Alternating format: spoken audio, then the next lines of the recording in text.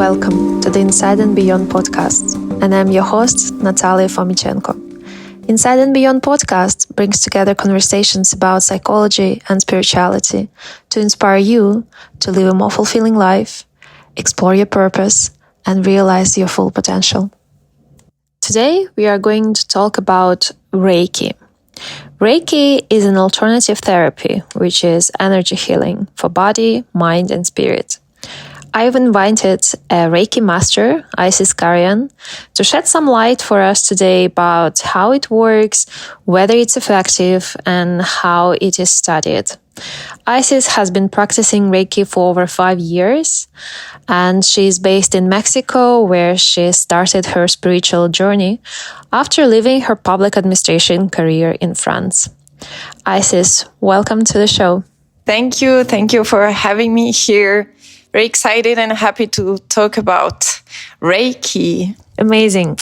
So let's start with a simple question. What is Reiki? Okay, so I'll try to make it as clear as possible for your mind, because for me it's difficult to explain something that is not really coming from the mind. So Reiki is coming from Japan, and one of the translation for Reiki is universal energy. So it's like the energy of God, of the universe. It's a healing energy, and it's, for me, the energy of love. It's an energy that when you receive it, you just feel very peaceful and you feel loved. Interesting. Yes, I did some online search, and if we translate Reiki from Japanese, it would be 2 words, Rei, which means spirit, divine, and Ki, which is life energy. But I'm curious to understand what this energy is about. How can we feel it? And how can we feel it? And how do you make people feel it through Reiki? Yes. So it's an energy that is available to anyone. And it's, as we are all human and we are all spirits, that's my belief. We have a divine self as well, which is called sometimes higher self, inner self, soul. This is our divine self. And this part is able to channel this energy, to feel it and move it around, let's say. So it's an energy that you can feel. Mostly at the beginning when you practice, it's a practice. So yes, you can feel it, but you need to practice, because your mind will probably resist it, no? And tell you it's not possible, it's not real. So it takes a little bit of time. And then you can feel it maybe through like feeling tingling in the palms of your hands. You might feel heat or cold. That's the way you can experience it when you are actually sending it to someone. And when you receive it from a Reiki healer, then you might feel the same tingling. It's very common, also temperature. And you just have this sensation of peace, of relaxation. That's how you feel it. Where does this energy come from? This energy comes from the universe. What sometimes it's called the source as well. That's how I call it. And for me, it's somewhere, because in our mind, we do have references as space. So it comes from like the center of the universe. That's how I see it. And that's how I guide people to connect to it, to go to this source. So it's, imagine the universe, the concept that your mind has, it will imagine something, no? And then you move from your own body, from your heart, and you move your awareness, your consciousness somewhere. So it moves up through your crown, and then it goes up to the sky. And then what I say is like, okay, now you're going through the atmosphere. Now you're in our galaxy, and you keep going until you feel you get to the center of the universe, which is for me where this energy is available, even if it's everywhere, but where we can just like extract it to use it for ourselves, no? For healing. Interesting. So it operates under assumption that somewhere out there in the broad universe, there is a powerful energy source. That sounds beautiful, though. How did you start doing Reiki? Did you take a course and how did it enter your life? I started first hearing about it a little bit when I came from France to live in Mexico. And after that, I have been introduced to Reiki by Reiki Masters, and they just wanted to do a trade. So I trade services I was offering for a course. So there are different levels to learn how to channel Reiki, and there are 4 levels. So the first one is the one that I did with these people, and I didn't know anything about it. I guess I was skeptical, but I was very curious as well, and I was really interested in it. And yeah, I had the desire, and I was like, could I actually like do this? No? So because it was a trade, I was like, well, I have nothing to lose. So I did the first level. How many levels are there? There are 4. Yeah, the first 3, and then the last one is the master level that we usually teach together with the 3rd one. But that's how I started. And the first course, it's all about you. It's not really about a tool to heal or help others. It's for yourself, for your own healing. And it's more on a physical level. So we learn where to put the hands, how to put the hands over the body, on yourself. And after that, I just practiced on myself and like family and friends. Is it true that one level course is quite short? It's a matter of just a workshop or a weekend study? Yes. Usually, it can be between like 2 hours and a weekend. Like some teachers follow up with you during weeks. But itself, the information that we have to share for someone to be able to channel the energy, and the attunement, which is when we attune you with the frequency of the energy of Reiki. This is super short, so we don't need a lot of time. It's more about practicing. So the more you practice, the more you will be able to feel, to have sensations, maybe to receive messages also from light beings, spirits. After 2 hours, you're able to do it because it's a basic ability that we all have as humans. So it's just about remembering this and activating it.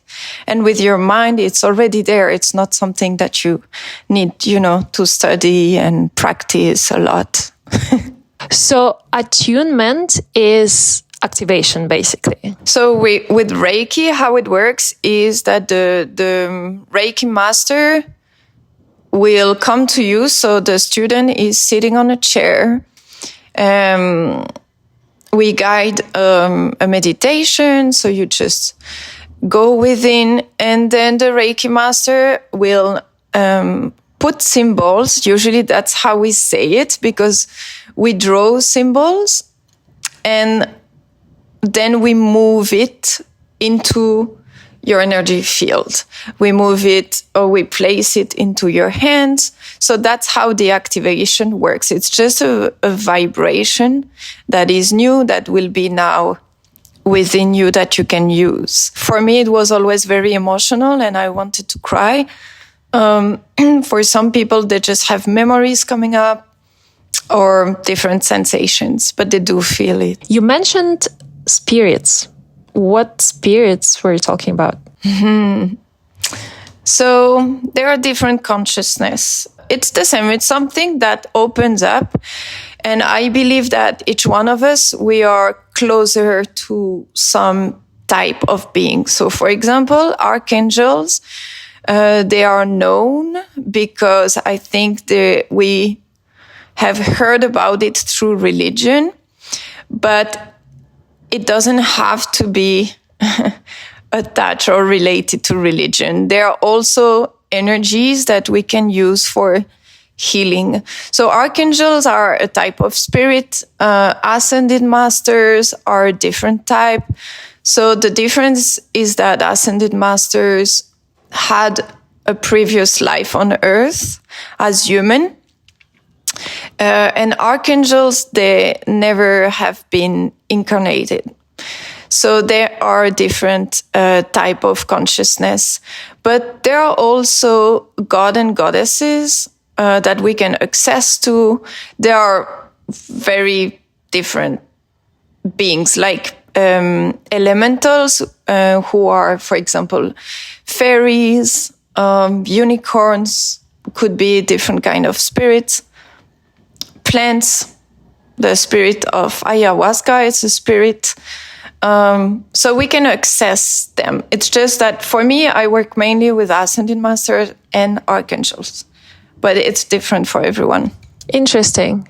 And I see there's quite a mixture of different religions out there. You mentioned archangels, and then I would assume that one of the ascended masters would be Buddha. And how does religion play into Reiki, or what's your view on religion? So for me, like religions, they have a dogma. No, there is a book, and there are rules and beliefs.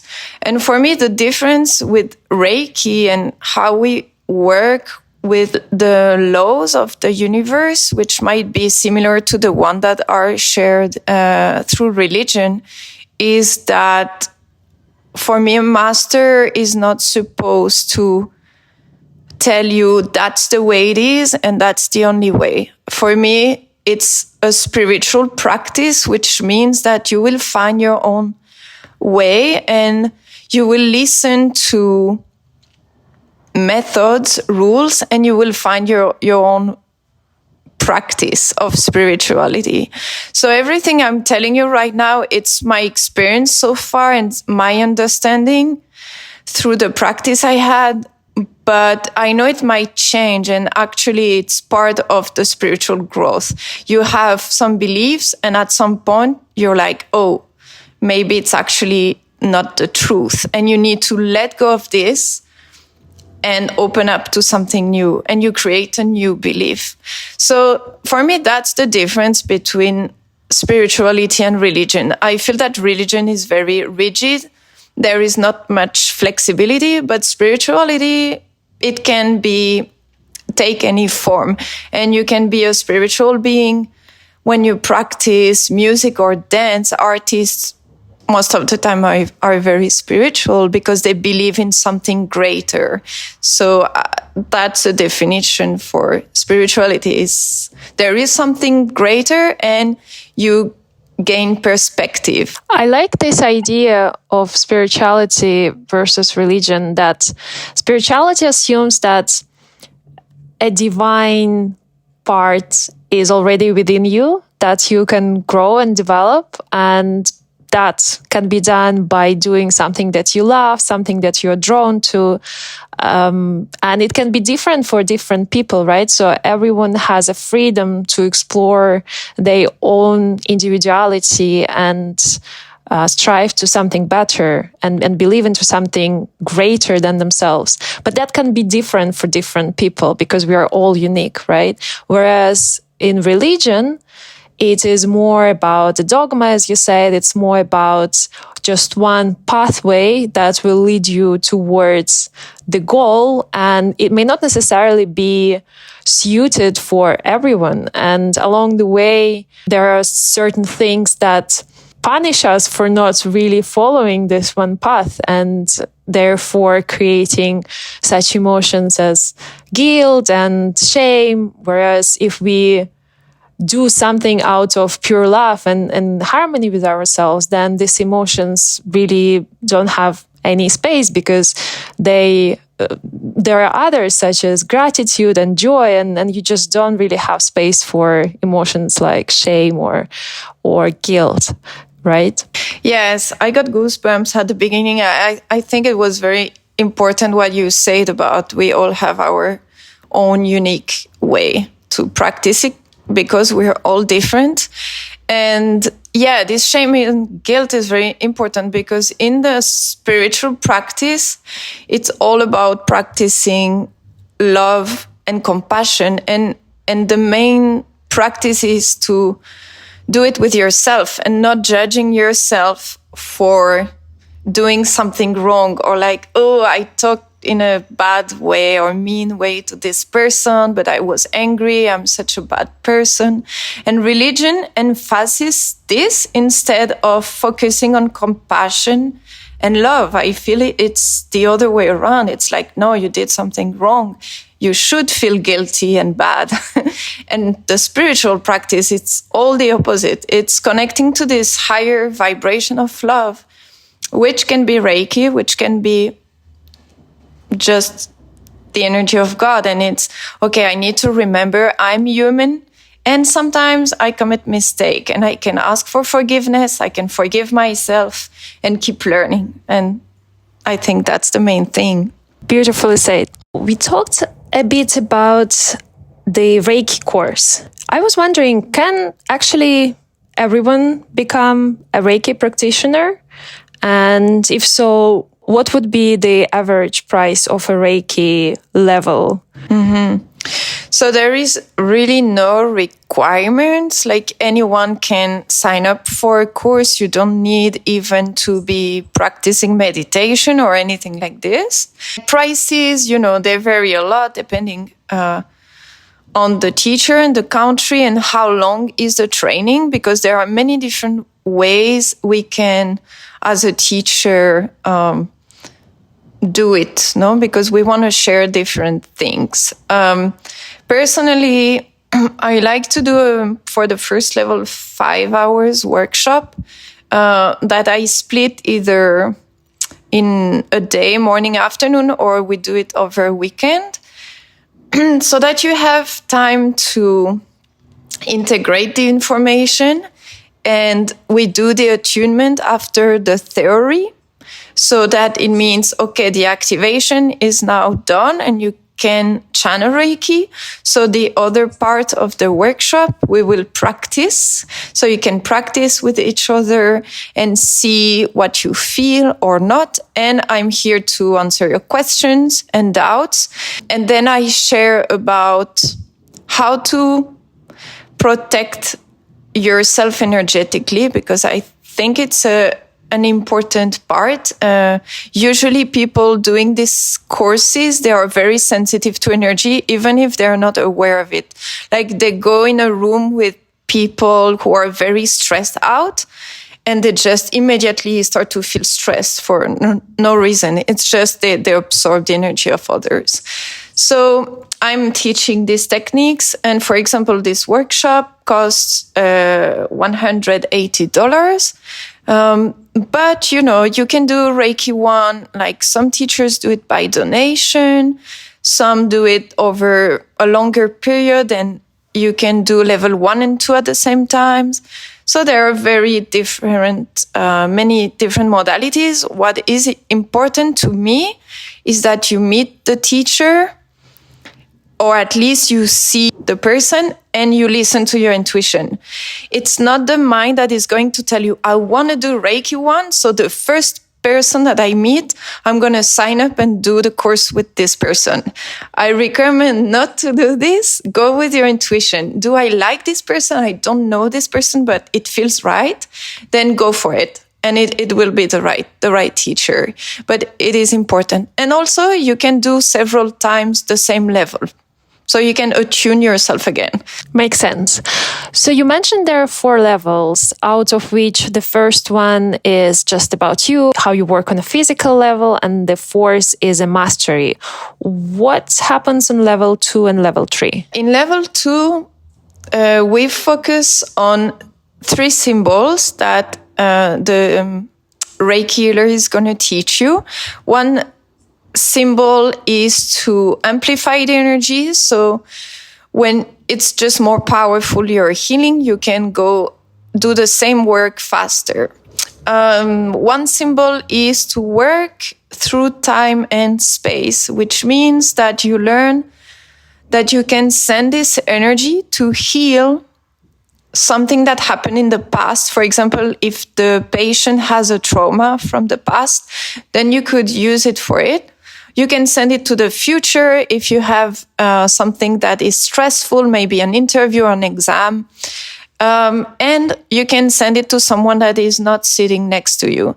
So that's a powerful symbol that we learn in the level 2. And another one is to work on a more emotional level for any limitations and blocks, like mental blocks that we have. No, I believe I'm not good enough. I believe nobody loves me, will ever love me, this kind of thing. So we use this 3rd symbol. And we also teach what are the different ways you can use Reiki. So you can use Reiki for people, but you can also use Reiki for pets, for plants, for crystals to charge them with this specific energy, for your food. So there are many different ways. So we learn a little bit more about that as well. So that would be the 2nd level. And then again, there is an attunement at the end, and then you will practice. And the 3rd level? And then the 3rd level and mastery. So I was mentioning, often we do them together because the 3rd level, there is not so much information to share. There is again a new symbol, and the 3rd level, what happens, and the objective is to open you up spiritually. So it's like getting you closer to your higher self or your soul, so that you have a stronger connection, which for me means you're more intuitive. You trust more the messages you receive, the intuition, the gut feeling. And at the same time, then the teacher will teach you how to attune someone. So there are, again, new symbols and the ritual for the attunement. That's what you learn. And usually it's more expensive. The more you go up, it's more expensive. My next question would be about the Reiki session itself. What happens on the session? How long it is? What is the patient or client is going through? Mm-hmm. Okay, so Reiki session, I will speak for myself because, again, usually Reiki is something that healers use as a complement to another healing modality many times. So when I do a Reiki session, it's 1 hour and 1 hour and a half. And first, I would guide a very short meditation, like we do maybe with hypnosis treatment, where you just calm your nervous system, you quiet the mind, you bring your awareness within you, and you start to relax your body, relax the muscles. So that would be what we do first. What I forgot to mention before you lay on the table, first we have a little chat. So when you arrive, we will talk about how you are feeling and what is your intention for the Reiki healing. So maybe you come because you're going through something difficult. It can be a loss. It can be something physical, an accident or trauma that you had, or anything else. But there is something specific that you want to work on. Or maybe you just want to try it out and you're not sure what you want to work on. What is your intention? But I will discuss it with you, and usually there is always something, no? And if it's not clear, we're just deciding that the intention is to find deep relaxation and inner peace. So we go, a little bit through your medical maybe history, if there is any condition, anything like that. And then you can lay down on a table. So it's always wearing your clothes. You lay on a massage table. It might be done on the floor as well. Face up most of the time. That's how we start. And then I will guide a meditation. So then after the meditation, you're already in a different state of consciousness. You're very much more relaxed already. So then I say a prayer. I open myself up to channel Reiki energy, and I call in guides, how we talked about before, just light beings that can support the healing for the highest good of the patient. And then I start working with my hands to actually channel the Reiki energy. So most of the time I start with the head always. And then from there, I listen to my intuition. So I'm just guided to place my hands in different parts. Sometimes I touch the body and sometimes I don't. You can channel the energy. It doesn't matter if you physically touch the person or not. And then most of the time we go through the main chakras, the energy centers that are around on the spine and the head. And we work on the joints. So you may also be laying face down. If you have problem in your back, for example, we can work on your back as well. And then sometimes I'm silent during the session. And sometimes I would be sharing sensations or feelings that I have. I also use crystals most of the time, aromatherapy, essential oils, and oracle cards. So most of the time I pull a card during the session. Everything I do is with your previous authorization, permission to do it. There is nothing you have to do or listen or experience. When you go to the session, you can say, I would like you to be silent, for example, during the session. That is up to you. You mentioned how you go through chakras and joints. So am I understanding correctly that with Reiki energy, you are trying to somehow release the emotional pain that is stored in chakras or in different parts of the body? Yes. So there are different, actually, science now is being able to prove that, like somatic treatments. And yes, the energy that is dense, which is the energy causing maybe pain or energies that we want to remove or transmute into lighter energies. And these dense energies, which can be also associated to emotions, like sadness, fear, or anger, they do tend to be trapped in joints. Why? I'm not sure why, but I can feel it. And it's just very common. There are different techniques that you can apply to actually verify this, like muscle testing.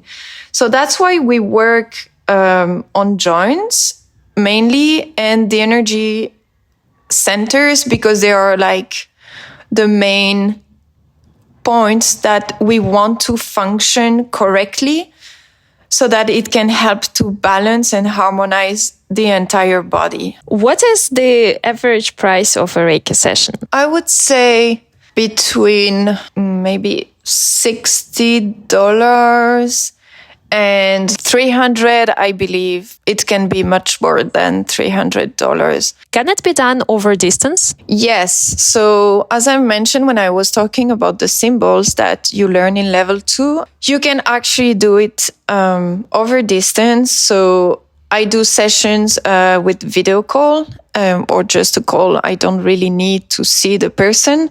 And how it works is just through mind and intention. So I intentionally connect with your body, with your spirit. And then I start to send the energy with the intention that we agreed at the beginning of the session. And I will go with my intuition and tell you what I can feel. That's interesting. My next question would be about if I want to learn more about Reiki or meet people who practice it or maybe try to practice myself. Are there any centers or communities out there that you would recommend trying?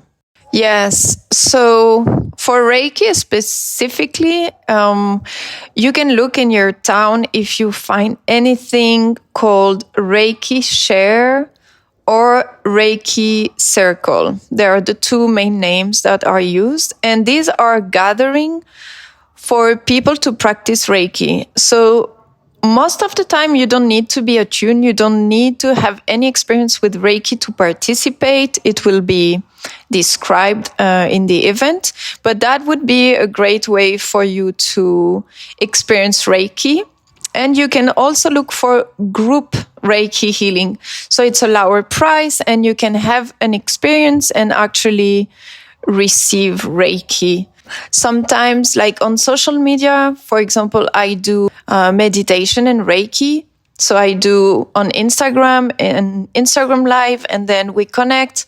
I guide a meditation, and then I activate Reiki, and I send Reiki to all the persons who are going to listen to the video, because again, it works through time and space. So it doesn't matter when you listen and who is listening. So that would be an interesting, also free way to try it on. Interesting. I definitely need to tune in to the next time when you're sending Reiki and see how it feels. That was so inspirational.